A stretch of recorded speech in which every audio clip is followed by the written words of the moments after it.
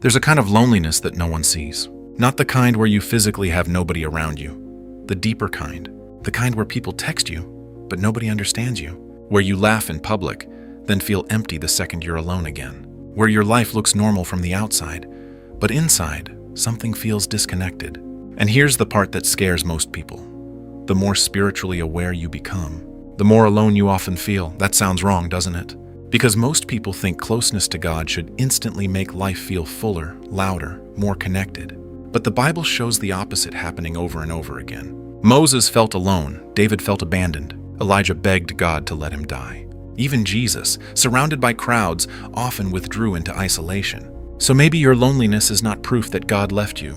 Maybe it's proof He's separating you from something that can no longer carry where you're going. Psalm 25:16 says this, "Turn to me and be gracious to me, for I am lonely and afflicted." Notice something powerful here. David didn't hide his loneliness. He brought it directly to God, because loneliness is not weakness. Sometimes it's the beginning of awakening. And today, I want to show you why you've been feeling so alone lately, and what most people never realize about this season until it changes them completely. Because there are specific reasons God allows isolation into a person's life. And once you understand them, your pain starts looking very different. Number one, God isolates people before He transforms them. Most people think transformation happens publicly. It doesn't. It happens in hidden seasons. Before Joseph ruled Egypt, he sat alone in a prison cell. Before Moses led a nation, he wandered through the wilderness for 40 years. Before David became king, he lived in caves. And before Jesus started his ministry, he went into the wilderness alone. Do you see the pattern? God often removes noise before He reveals purpose. But here's what most people miss. Loneliness doesn't always mean people left you. Sometimes it means God is removing distractions that kept you disconnected from yourself. Because when your life is constantly filled with people, attention, messages, noise, validation, you can avoid hearing what's actually happening inside you. Isolation forces honesty. Suddenly you can't hide behind entertainment anymore. You can't distract yourself with constant conversation. You can't escape your own thoughts, and that's uncomfortable. But it's also where transformation begins. Most people run from loneliness immediately. They rush into relationships.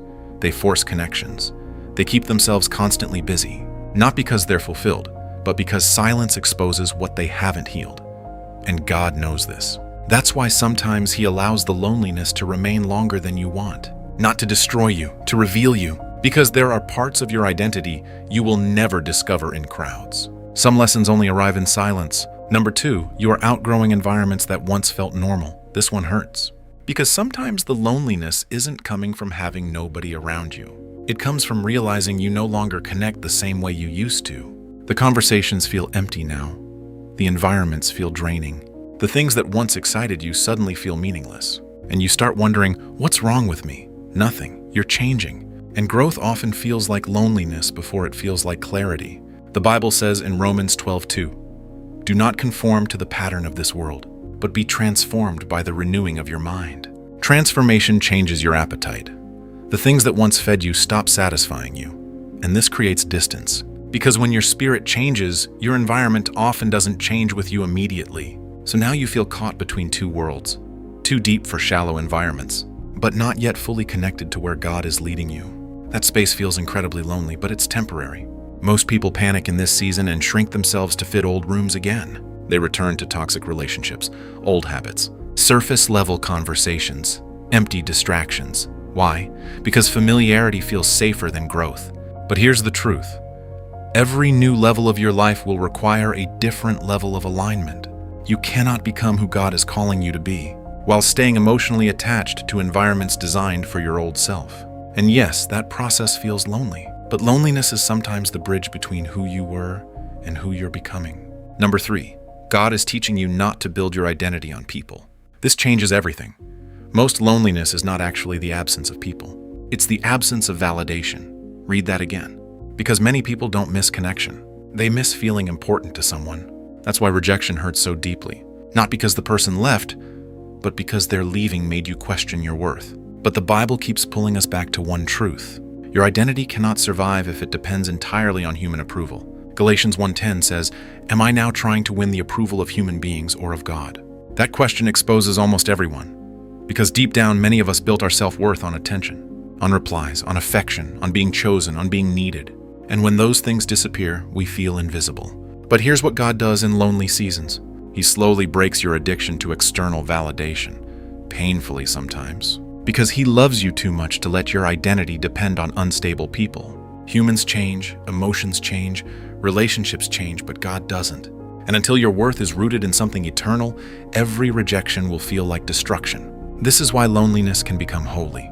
Because eventually, after enough silence, after enough nights alone, after enough disappointment, you begin realizing something powerful. You survived people leaving. You survived being misunderstood. You survived seasons where nobody checked on you. And somehow, God still carried you. That realization changes a person. Because now your identity becomes rooted deeper than human opinion. And once that happens, you stop begging for connection that costs your peace. Number 4, loneliness is exposing who truly sees you. Hard truth. Not everyone around you actually knows you. Some people only know the version of you that benefits them. The helpful version, the funny version, the strong version, the available version. But the moment you become quiet, hurt, distant, or unavailable, watch how many people disappear. That revelation hurts, but it's necessary. Ecclesiastes 4:9 says, 2 are better than 1. Notice something important. The Bible celebrates meaningful connection. Not constant connection, not shallow attention, real connection. And loneliness often reveals the difference between the two. Because there's a difference between being surrounded and being seen. Some people have hundreds of conversations every week and still feel emotionally starving. Why? Because shallow relationships cannot feed deep souls. And maybe that's why your spirit feels restless lately. Maybe God is no longer allowing fake connection to satisfy you. Maybe He's raising your standards emotionally, spiritually, relationally. Because the wrong people can keep you from the right ones. And here's the dangerous part most people never realize. When you are terrified of loneliness, you tolerate almost anything to avoid it. Disrespect, manipulation, emotional neglect, one-sided relationships. Why? Because empty connection feels less painful than silence. But God sometimes allows the silence specifically to heal that desperation. Because desperate people attach themselves to anyone. Healed people discern carefully, and discernment protects your future. Number 5, God often feels closest in seasons where everyone else feels far away. This is the paradox nobody expects. Some of the deepest spiritual encounters in the Bible happened during isolation. Jacob alone at night, Elijah in the cave, John on the island of Patmos, Jesus praying alone before the cross, because loneliness strips away illusions. And eventually, if you stay in the process long enough, you stop reaching outward constantly and start looking upward. Jeremiah 29:13 says, "You will seek me and find me when you seek me with all your heart." Sometimes God allows human support to become quieter so His voice becomes louder. Not because He wants you isolated forever, but because He wants your first source of peace to be Him. And here's the shift that changes everything. Loneliness stops destroying you once you realize God is using it. Because purpose changes pain. The gym hurts differently when you know it's building strength. Waiting feels different when you know something is being prepared. And isolation changes when you realize God may be developing emotional depth inside you that comfort never could. Now listen carefully. This does not mean you were created to live disconnected forever. Humans need love. Community matters. Healthy relationships are biblical. But there's a difference between needing connection and depending on people to complete you. God never intended another human being to replace Him. And many lonely seasons are actually invitations. Invitations to rebuild your inner life, your identity, your peace, your discernment, your relationship with God. So if you've been feeling alone lately, don't rush to escape the feeling immediately. Sit with it for a moment. Ask yourself, what is this season trying to teach me? What have I been avoiding? Who am I becoming? Because maybe this loneliness is not punishment. Maybe it's preparation. Maybe God is separating you from noise before revealing direction. Maybe He's teaching you to stop chasing people who were never assigned to your future. Maybe He's healing the part of you that confused attention with love.